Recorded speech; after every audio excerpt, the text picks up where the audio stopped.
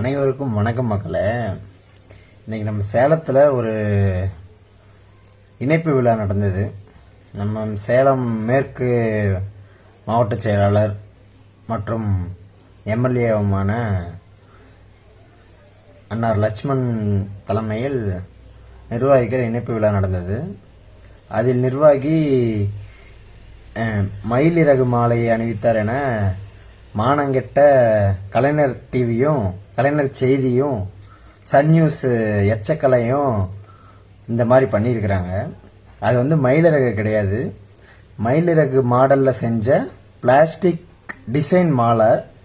தயவுசெய்து இந்த மாதிரி சில்லறத்தனமாக பண்ணி நீங்கள் தமிழக வெற்றி கழக ஆட்சியை களங்கப்படுத்தலாம்னு நினச்சிடாதீங்க. இது முற்றிலும் தவறான ஒரு செய்தி. இதை யாரும்